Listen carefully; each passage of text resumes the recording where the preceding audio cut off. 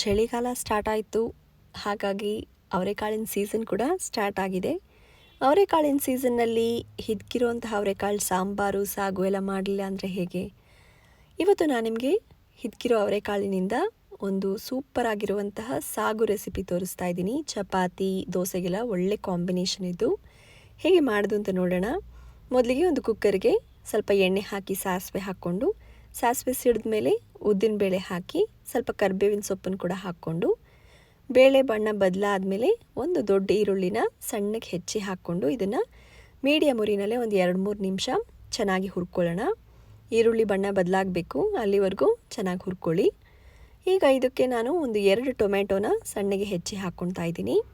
ಇದನ್ನು ಕೂಡ ಮೀಡಿಯಮ್ ಉರಿನಲ್ಲೇ ಒಂದು 2-3 ನಿಮಿಷ ಚೆನ್ನಾಗಿ ಹುರ್ಕೊಳ್ಳೋಣ. ಸ್ವಲ್ಪ ಟೊಮೆಟೊ ಎಲ್ಲ ಸಾಫ್ಟ್ ಆಗಲಿ, ಚೆನ್ನಾಗಾಗುತ್ತೆ. ಇದಕ್ಕೆ ರುಚಿಗೆ ಎಷ್ಟು ಬೇಕೋ ಅಷ್ಟು ಉಪ್ಪು, ಹಾಗೆಯೇ ಸ್ವಲ್ಪ ಅರಿಶಿನದ ಪುಡಿ ಕೂಡ ಹಾಕ್ಕೊಳ್ಳೋಣ. ಉಪ್ಪು ಹಾಕ್ಕೊಂಡ್ರೆ ಬೇಗ ಟೊಮೆಟೊ ಬೇಯುತ್ತೆ. ಹಾಗಾಗಿ ಸ್ವಲ್ಪ ಉಪ್ಪನ್ನು ಕೂಡ ಸೇರಿಸ್ಕೊಂಡು ಎಲ್ಲ ಚೆನ್ನಾಗಿ ಒಂದು 2-3 ನಿಮಿಷ ಇದನ್ನು ಚೆನ್ನಾಗಿ ಮಿಕ್ಸ್ ಮಾಡ್ಕೊಂಡು ಹುರ್ಕೊಳ್ಳೋಣ. ಒಂದು 2 ನಿಮಿಷ ಕುದಿಯೋಕ್ಕೆ ಬಿಟ್ಟರು ನಡೆಯುತ್ತೆ. ಇದಕ್ಕೆ ನಾನು ಒಂದು ಆಲೂಗೆಡ್ಡೆನ ಸ್ವಲ್ಪ ದಪ್ಪಕ್ಕೆ ಹೆಚ್ಚಿ ಹಾಕ್ತಾಯಿದ್ದೀನಿ. ಸಿಪ್ಪೆ ತೆಗೆದುಬಿಟ್ಟು ಹಾಕಿದ್ದೀನಿ. ನೀವು ಬೇಕು ಅಂದರೆ ಸಿಪ್ಪೆ ಸಮೇತ ಹಾಕ್ಬೋದು, ಇಲ್ಲ ಚಿಕ್ಕದಾಗಿ ಕೂಡ ನೀವು ಹೆಚ್ಚಿ ಹಾಕಬಹುದು. ಬಟ್ ನಾನೇನಕ್ಕೆ ದಪ್ಪ ಹಾಕಿದ್ದೀನಿ ಅಂದರೆ ಸ್ವಲ್ಪ ಸಣ್ಣಗೆ ಹೆಚ್ಚಿದ್ರೆ ಬೇಗ ಮ್ಯಾಶ್ ಆಗೋಗುತ್ತೆ, ಬಾಯಿಗೆ ಸಿಗಲ್ಲ ಅಂದ್ಬಿಟ್ಟು ಸ್ವಲ್ಪ ದಪ್ಪಕ್ಕಿದ್ರೆ ಸಿಗುತ್ತೆ ಅಂತ ಹಾಕಿದ್ದೀನಿ ದಪ್ಪಕ್ಕೆ. ಹಾಗೆಯೇ ಇದಕ್ಕೆ 200 ಗ್ರಾಮ್ನಷ್ಟು ಹಿದ್ಕಿರುವಂತಹ ಅವರೆಕಾಳನ್ನು ಕೂಡ ನಾನಿಲ್ಲಿ ಹಾಕ್ತಾಯಿದ್ದೀನಿ. ಅವರೆಕಾಳನ್ನ ಕಾಯಿನ ಬಿಡಿಸ್ಕೊಂಡು ನೀರಲ್ಲಿ ಕಾಳುಗಳನ್ನ ನೆನೆಸಿ ಒಂದು 5-6 ಗಂಟೆ ಕಾಲ ಆಮೇಲೆ ಸಿಪ್ಪೆನ ಹಿದ್ಕಿದ್ದೀನಿ. ಇದನ್ನು ಮಾಡಿಟ್ಕೊಂಡು ಫ್ರಿಜ್ಜಲ್ಲಿ ಕೂಡ ನೀವು ಇಟ್ಕೋಬೋದು. ಅವರೆಕಾಳನ್ನ ಹಿದ್ಕಿಬಿಟ್ಟು ಫ್ರಿಜ್ಜಲ್ಲಿ ಇಟ್ಕೊಂಡು ಯಾವಾಗ ಬೇಕಾದರೂ ನೀವು ಸಾಗು ಸಾಂಬಾರು ಮಾಡ್ಕೋಬೋದು, ಬೇಗ ಆಗುತ್ತೆ. ಏನಿದು ಮಾಡೋಕ್ಕೆ ತುಂಬ ಟೈಮ್ ಏನು ಹಿಡಿಯಲ್ಲ, ಜಸ್ಟ್ ಹಿದ್ಕಿರೋ ಅವರೆಕಾಳು ರೆಡಿ ಇದ್ದರೆ ಆಯಿತು, ಬೇಗ ಮಾಡ್ಬೋದು.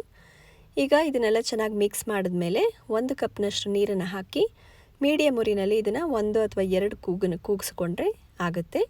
ಇದಾಗೋಷ್ಟೊತ್ತಿಗೆ ನಾನು ಮಸಾಲೆ ರೆಡಿ ಮಾಡ್ಕೊಳ್ತಾ ಇದ್ದೀನಿ. ಒಂದು ಮಿಕ್ಸರ್ ಜಾರ್ಗೆ ಅರ್ಧ ತೆಂಗಿನಕಾಯಿ, ಅರ್ಧ ಕಪ್ನಷ್ಟು, ಹಾಗೆಯೇ ಒಂದು ಸಣ್ಣ ಈರುಳ್ಳಿ, ದೊಡ್ಡದಾದರೆ ಅರ್ಧ ಹಾಕ್ಕೊಳ್ಳಿ, ಒಂದು 6-7 ಎಸಳು ಬೆಳ್ಳುಳ್ಳಿ, ಹಾಗೆಯೇ ಖಾರಕ್ಕೆ ಎಷ್ಟು ಬೇಕೋ ಅಷ್ಟು ಮೆಣಸಿನ್ಕಾಯಿ. ಆಲೂಗೆಡ್ಡೆ ಅವರೆಕಾಳೆಲ್ಲ ಹಾಕಿರೋದ್ರಿಂದ ಖಾರ ಜಾಸ್ತಿ ಬಿಡಲ್ಲ, ಸೊ ಜಾಸ್ತಿ ಮೆಣಸಿನ್ಕಾಯಿ ಸ್ವಲ್ಪ ಹಾಕ್ಕೊಳ್ಳಿ. ಹಾಗೆಯೇ 1 ಇಂಚಷ್ಟು ಚಕ್ಕೆ, ಒಂದು 2 ಲವಂಗ, ಒಂದು ಅರ್ಧ ಸ್ಪೂನಷ್ಟು ಜೀರಿಗೆ, ಹಾಗೆಯೇ 1 ಟೇಬಲ್ ಸ್ಪೂನಷ್ಟು ಉದ್ದಿನಬೇಳೆ ಹಾಕ್ಕೋತಾ ಇದ್ದೀನಿ. ಸಾಗು ಸ್ವಲ್ಪ ಗಟ್ಟಿ ಬರಬೇಕಲ್ಲ ಹಾಗಾಗಿ. ಹಾಗೆಯೇ 2 ಟೇಬಲ್ ಸ್ಪೂನಷ್ಟು ಹುರ್ಗಡ್ಲೆ ಕೂಡ ನಾನಿಲ್ಲಿ ಸೇರಿಸ್ಕೋತಾ ಇದ್ದೀನಿ. ಇದನ್ನೆಲ್ಲ ಫಸ್ಟು ನೀರು ಹಾಕದೇ ರುಬ್ಕೊಳ್ಳೋಣ. ಆಮೇಲೆ ಒಂದು ಅರ್ಧ ಕಪ್ನಷ್ಟು ನೀರನ್ನು ಹಾಕ್ಕೊಂಡು ನುಣ್ಣಗೆ ರುಬ್ಕೊಳ್ಳೋಣ. ಇದಕ್ಕೇನು ಕೊತ್ತಂಬರಿ ಸೊಪ್ಪೆಲ್ಲ ನಾನೇನು ಹಾಕಿಲ್ಲ, ಇಷ್ಟೇ ಹಾಕಿರೋದು. ಬಟ್ ತುಂಬ ಟೇಸ್ಟಿಯಾಗಿರುತ್ತೆ ಈ ಮಸಾಲೆ. ಮೆಣಸಿನ್ಕಾಯಿನ ನೋಡಿಕೊಂಡು ಸ್ವಲ್ಪ ಹಾಕೊಳ್ಳೋಕ್ಕಿಂತ ಸ್ವಲ್ಪ ಜಾಸ್ತಿನೇ ಹಾಕ್ಕೊಳ್ಳಿ, ಇಲ್ಲಾಂದರೆ ತುಂಬ ಸಪ್ಪೆ ಆಗೋಗುತ್ತೆ. ಈಗ ಕುಕ್ಕರ್ ಆರಿದೆ, ಒಂದು ಕೂಗು ನಾನು ಕೂಗಿಸ್ಕೊಂಡಿದ್ದೀನಿ ಮೀಡಿಯಮ್ ಉರಿನಲ್ಲಿ. ಕುಕ್ಕರ್ ಆರಿದೆ ನೋಡಿ, ಬೆಂದಿದೆ. ಈಗ ಮತ್ತೆ ಗ್ಯಾಸನ್ನು ಆನ್ ಮಾಡಿಬಿಟ್ಟು ನಾವೇನು ಮಸಾಲೆ ಹಾಕ್ಕೊಂಡಿದ್ದೀವಲ್ಲ ಅದನ್ನು ಇದಕ್ಕೆ ಸೇರಿಸ್ಕೊಳ್ಳೋಣ.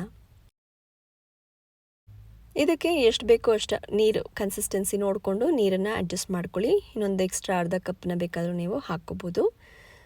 ಇದು ಸ್ವಲ್ಪ ಕುದೀತಾ ಗಟ್ಟಿ ಬರುತ್ತೆ, ಹಾಗಾಗಿ ಸ್ವಲ್ಪ ಜಾಸ್ತಿ ನೀರು ಹಾಕ್ಕೊಳ್ಳಿ. ಕುದ್ಮೇಲೆ ಅದು ಕರೆಕ್ಟ್ ಕನ್ಸಿಸ್ಟೆನ್ಸಿಗೆ ಬರುತ್ತೆ. ಈ ಟೈಮ್ನಲ್ಲಿ ನೋಡಿಕೊಂಡು ನಿಮಗೆ ಉಪ್ಪು ಬೇಕು ಅನಿಸಿದ್ರೆ ನೀವು ಸೇರಿಸ್ಕೋಬೋದು. ಇದನ್ನು ಒಂದು 2 ನಿಮಿಷ 3 ನಿಮಿಷ ಚೆನ್ನಾಗಿ ಕುದಿಯೋಕ್ಕೆ ಮೀಡಿಯಮ್ ಉರಿನಲ್ಲೇ ಬಿಡಿ. ಮಧ್ಯ ಕೈ ಆಡಿಸ್ತಾ ಇರಿ. ಸ್ವಲ್ಪ ಇದು ಕನ್ಸಿಸ್ಟೆನ್ಸಿ ನೋಡಿ ಕರೆಕ್ಟಾಗಿ ಬರ್ತಾಯಿದೆ, ಗಟ್ಟಿ ಆಗ್ತಾಯಿದೆ. ಈಗ ಇದಕ್ಕೆ ರುಚಿಗೆ ಉಪ್ಪು ಅಕಸ್ಮಾತ್ ಕಡಿಮೆ ಅನಿಸಿದ್ರೆ ಈಗ ನೀವು ಹಾಕ್ಕೋಬೋದು.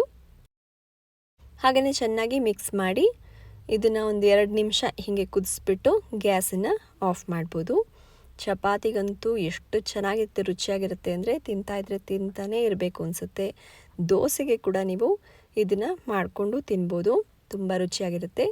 ಇದು ಸಾಗು ತುಂಬ ಗಟ್ಟಿನೂ ಇರಬಾರ್ದು, ತುಂಬ ನೀರಾಗೂ ಇರಬಾರ್ದು. ಸೊ ಕನ್ಸಿಸ್ಟೆನ್ಸಿ ಸಾಗು ಕನ್ಸಿಸ್ಟೆನ್ಸಿನಲ್ಲಿ ಇರಬೇಕು. ಗ್ಯಾಸನ್ನು ಆಫ್ ಮಾಡಿದ್ಮೇಲೆ ಇದಕ್ಕೆ ಸ್ವಲ್ಪ ಕೊತ್ತಂಬರಿ ಸೊಪ್ಪು, ಹಾಗೆಯೇ ಒಂದು ಅರ್ಧ ನಿಂಬೆಹಣ್ಣಿನ ರಸನ ನಾನಿಲ್ಲಿ ಆ್ಯಡ್ ಮಾಡಿದ್ದೀನಿ. ನಿಂಬೆಹಣ್ಣಿನ ರಸನ ಕೊನೆಯಲ್ಲಿ ಹಾಕಿ ಗ್ಯಾಸೆಲ್ಲ ಆಫ್ ಮಾಡಿದ್ಮೇಲೆ ಹಾಕಿ ಎಲ್ಲ ಒಂದು ಸಲ ಚೆನ್ನಾಗಿ ಮಿಕ್ಸ್ ಮಾಡಿದರೆ ಹಿದ್ಕಿರುವಂತಹ ಅವರೆಕಾಳಿನ ಸಾಗು ರೆಡಿ. ಇದನ್ನು ಚಪಾತಿ ಜೊತೆ ಕೂಡ ಸರ್ವ್ ಮಾಡ್ಬೋದು, ದೋಸೆ ಜೊತೆ ಕೂಡ ಸರ್ವ್ ಮಾಡ್ಬೋದು. ನೀವು ಟ್ರೈ ಮಾಡಿ. ಹಾಗೆಯೇ ನಿಮಗೆ ಈ ರೆಸಿಪಿ ಇಷ್ಟ ಆಗಿದ್ದರೆ ನನ್ನ ಚಾನಲ್ಗೆ ಸಬ್ಸ್ಕ್ರೈಬ್ ಆಗೋದನ್ನು ಮರಿಬೇಡಿ.